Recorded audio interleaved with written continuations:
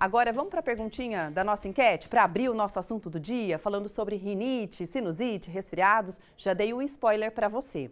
A pergunta de hoje é essa aí, olha, você fica muito doente ou mais doente nessa época do ano? Pode responder hashtag sim ou não pelo WhatsApp, que é o 99716 7989. Uma coisa é certa. Geralmente, nessa época do ano, os hospitais, as clínicas acabam realmente registrando um movimento maior de pessoas se queixando, não é verdade? E realmente, né, gente, entra o outono, o tempo fica mais seco, os resfriados, as doenças alérgicas começam a aparecer com mais intensidade. Então, o que fazer quando a alergia ataca?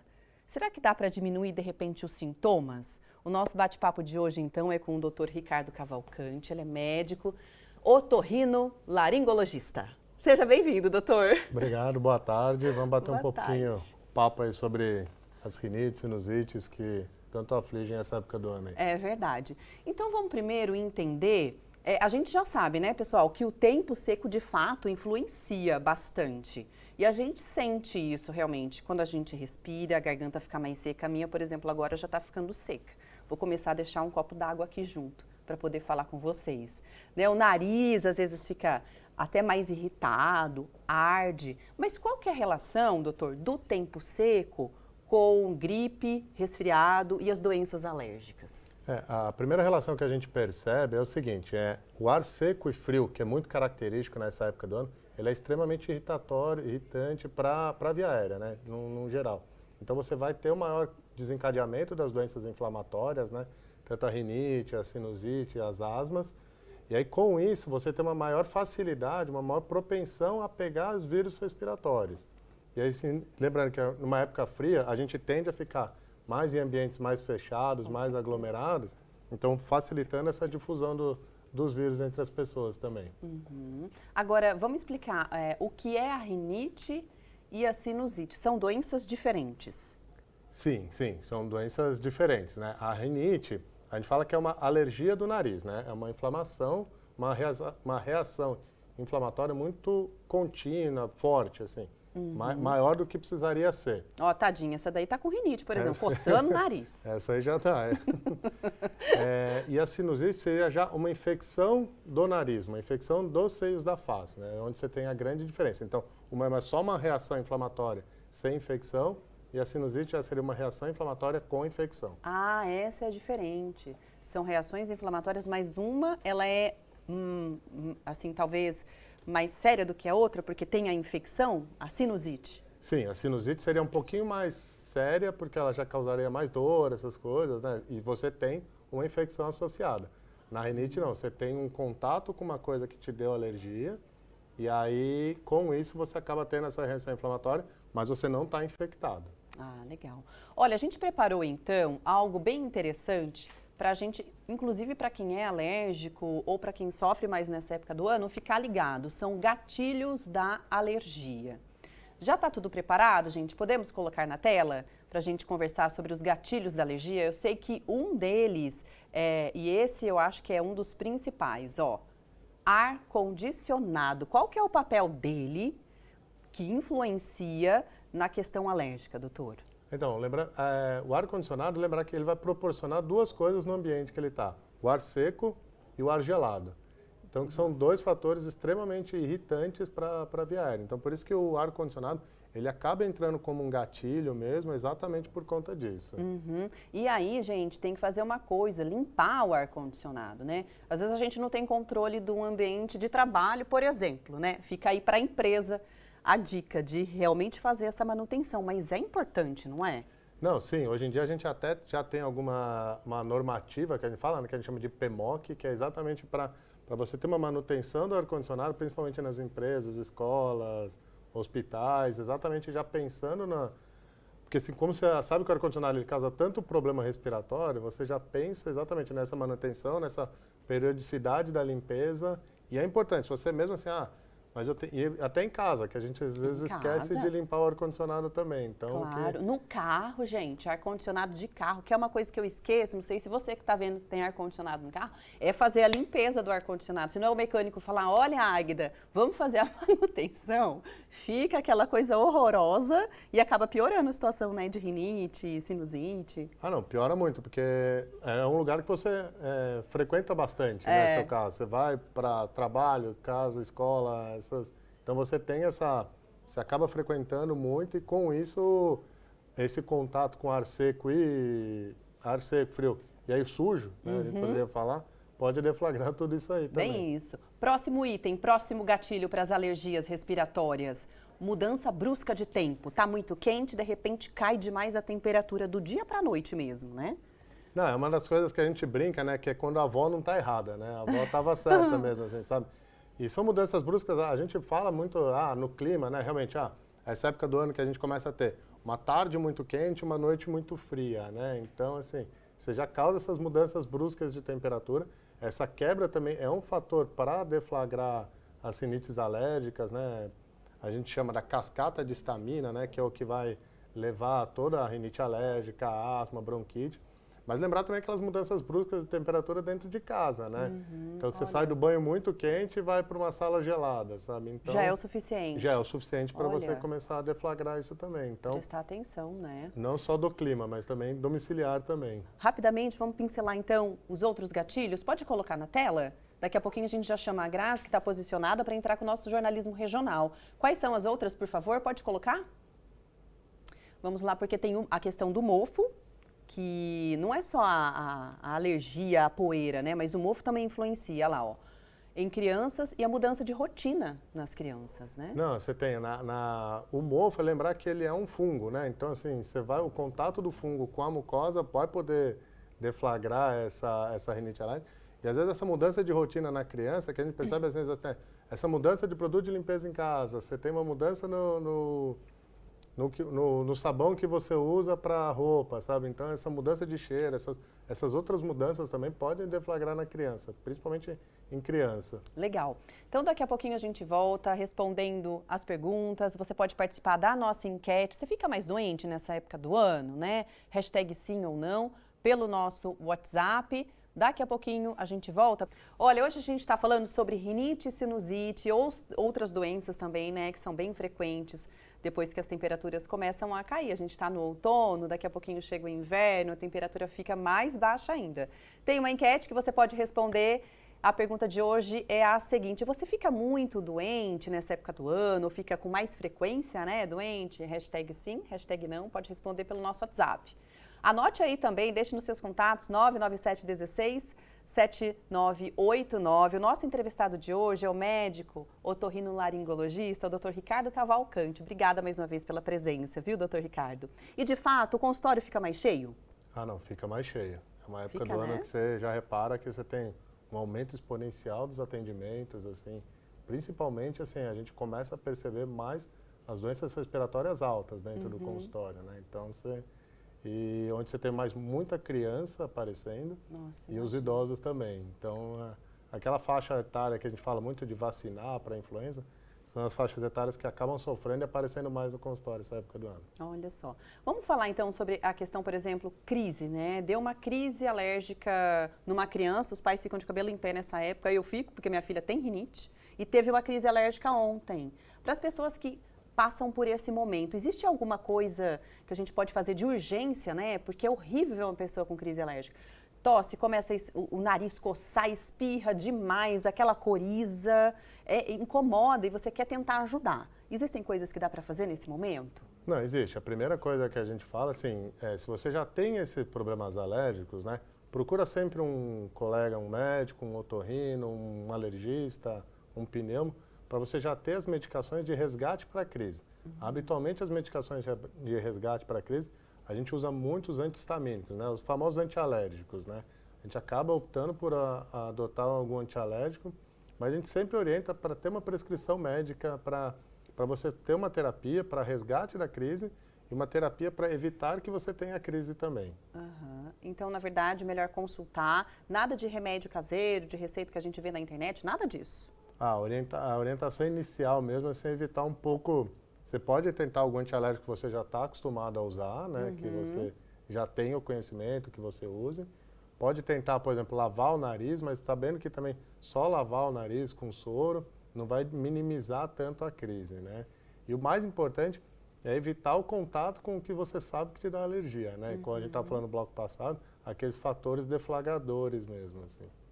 Agora a questão, por exemplo, para quem tem, né, essas doenças alérgicas, o teste alérgico, ele é interessante em qual momento? Quando fazer? Para quem é interessante passar por aquele teste? O teste alérgico é uma das ferramentas que a gente tem hoje em dia, né, no manejo, né, das alergias.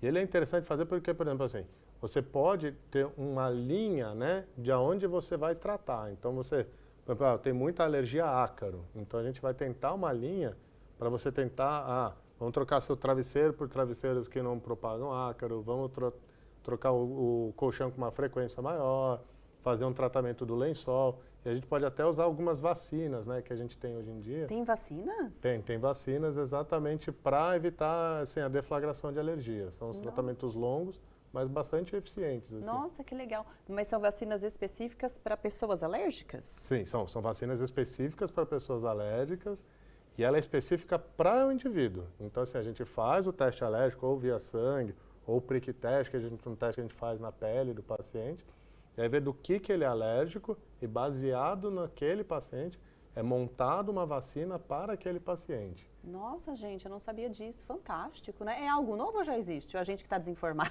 Não, já existe há um certo tempo, mas ele tem se popularizado de um tempo pequeno para cá, assim, já tem ficado mais popular de um tempo para cá, assim. Legal. Olha, no próximo bloco, você sabe, por exemplo, diferenciar uma gripe, um resfriado de uma alergia? A pessoa começou a espirrar, né? Às vezes até no ambiente de trabalho, ela não está muito bem, está trabalhando, você fala, ih, meu Deus, será que esse colega aí está com gripe, está passando gripe para todo mundo? É legal a gente entender, né, o que é gripe, os sintomas e os sintomas alérgicos, para que a gente possa diferenciar. No próximo bloco, então, a gente mostra para vocês e o doutor vai comentar aqui e também respondendo as perguntas que já estão chegando. Muito obrigada, viu, pela sua participação.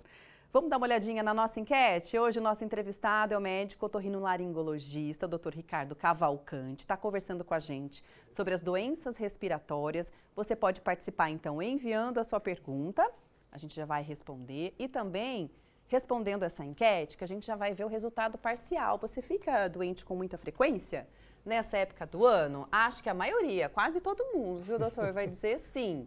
Cadê o resultado para a gente colocar na tela? Já está preparado aí?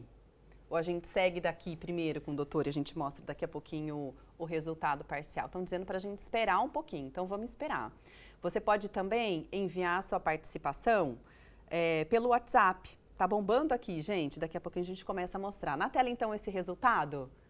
Olha lá, 70% dizendo que fica mais doente. Já era previsível, né, doutor? É um número expressivo mesmo.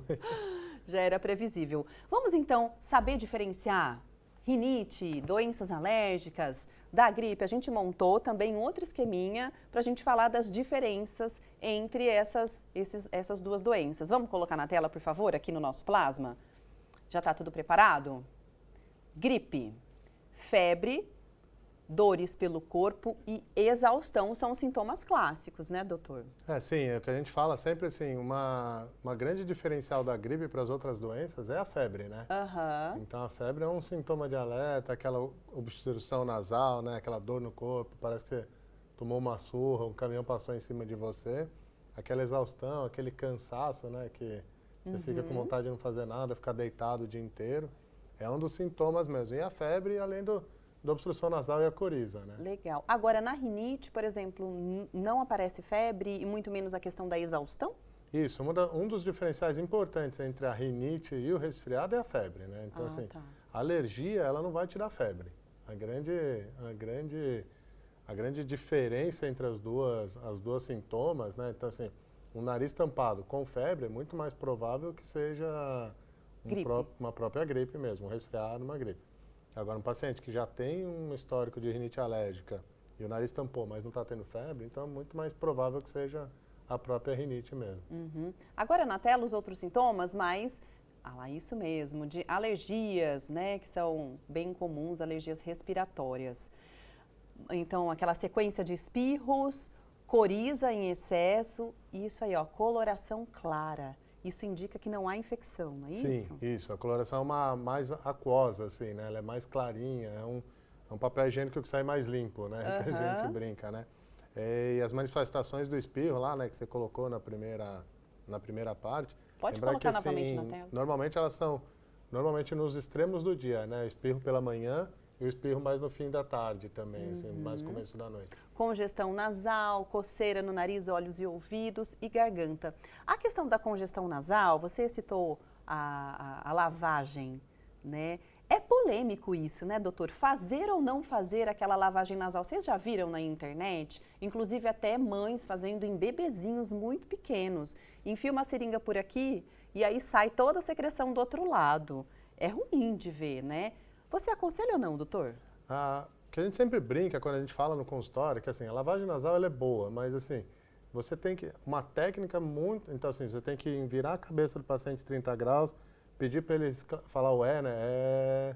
E assim, se a criança estiver muito agitada, que tem algumas crianças que não aceitam a lavagem nasal, que assim, você vê até em alguns vídeos, assim, que você vê que a criança não está aceitando a mãe fazendo, ela pondo a mão no ouvido por causa de dor, tudo.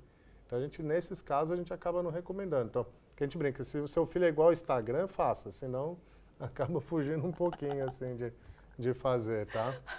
Adorei, igual o Instagram, né? Porque você vê as crianças ficam ali quietinhas, né? Já estão Sim. acostumadas. Se seu filho não é Instagram quietinho, evite um pouquinho mesmo, assim. Agora vamos falar sobre os tratamentos mesmo convencionais para rinite e sinusite.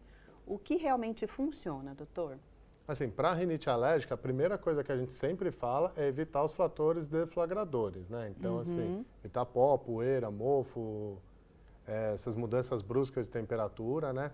Caso você mesmo fazendo isso ainda tenha uma sequência muito grande de rinites, hoje em dia a gente tem sprays nasais, né? Que são muito utilizados com medicações tópicas, e você tem antialérgicos também bastante eficazes, que eles não são sedativos, né? Então que você pode usar no dia a dia para o tratamento da rinite alérgica. Legal. Tem muita pergunta chegando, a gente vai colocar agora algumas delas e no próximo bloco a gente continua respondendo, combinado? A primeira tem a ver com a questão da lavagem nasal e de medicação para o nariz. A pessoa perguntou assim, quais os riscos dessa medicação? Naridrim nasal, doutor? Olha, essa medicação específica, e ela é um vasoconstritor nasal, né?